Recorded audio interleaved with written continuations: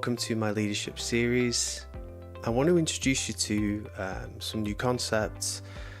I want to take you through some basic foundational training in the hope that this type of coaching, this type of training is useful to people out there, whether they're parents, whether they're leaders in a workplace, leaders in a community like a church, for example. And I want to see if this is helpful. I want to see if people want me to do this more. I don't know. I honestly don't know if this is useful or not. But it's been itching in my mind and my heart for a wee while now that I need to just try and see if there is an audience out there. And I realized I surfaced and unearthed my purpose over the last, I would say, 5 to 7 years. I had great coaches, some who have passed away now, and Mark was one. I'll miss him terribly. I still go to pick up the phone and ring him. But these people, they invested in me. Obviously, people in the communities that I'm in, some of the best leaders that have ever lived, I follow and study and so on. And so I've got quite a lot to offer, and hopefully that'll become apparent as we go through the sessions. The thing I wanted to talk to you today about was what is leadership and what isn't leadership. Leadership, let's start with the not. It's easier to think about what it's not. Leadership is not management. We're not meant to use our position and our power as leverage against other human beings. This will get you results. This will get you quick results. This will get you, probably, if you're hungry for delivery, if you're hungry for outputs and not outcomes, I'll explain that in another session, that's quite complicated, that will get you quick results. You will almost certainly lose people as you go. You will almost certainly lose talent as you go. And you're going to find that you don't blame yourself, you don't reflect yourself, because your power, your position is too powerful, right? So you're too important in that position.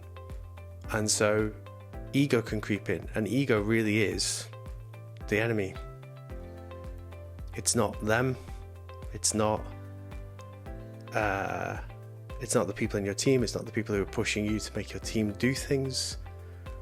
It's not the parents around you who are commenting on your parents. They're not the enemy, it's you. It's the ego. How do we know that?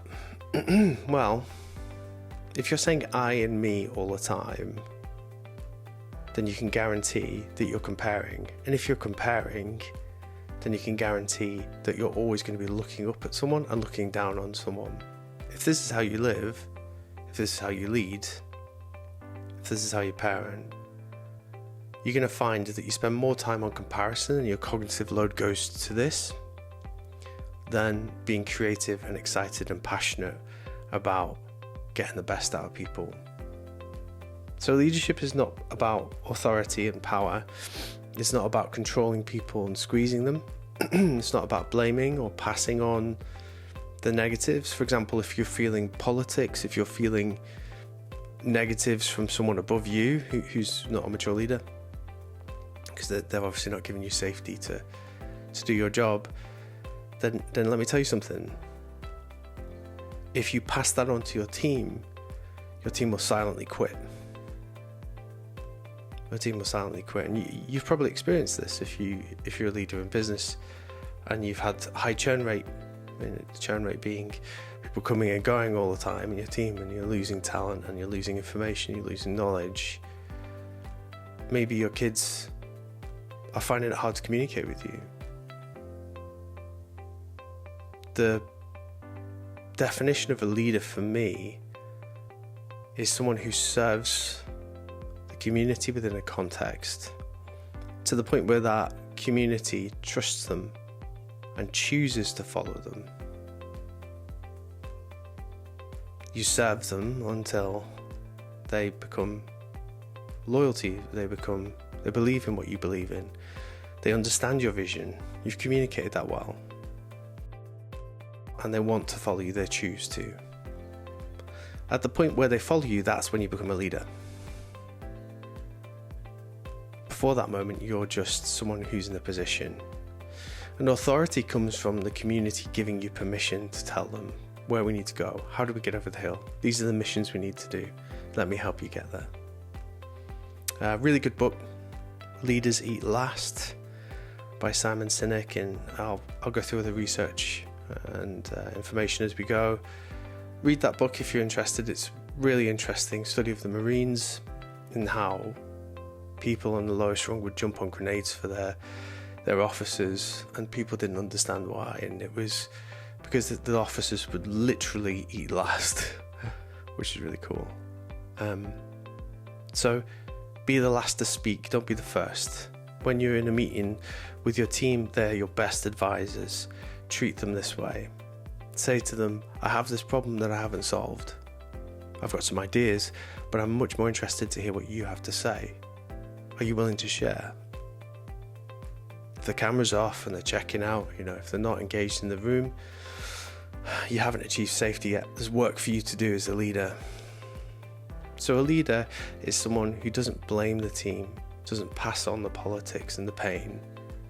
It's someone who shields people. It's someone who eats last. It's someone who sheds ego. Ego should die, right? That's what we should all say in leadership. Ego needs to die. Stop saying I and me, start saying them.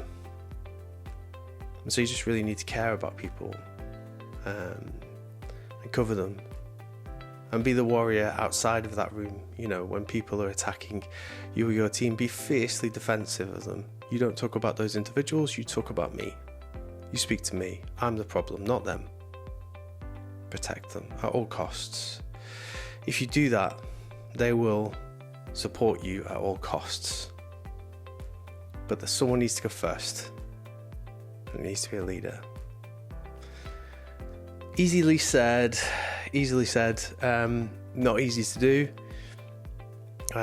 In the coming sessions, we'll talk about confidence and other things, a bit more about ego and the things that I've learned in the 2 to 3 decades that I've been working as a leader and training leaders and doing transformation in big organizations.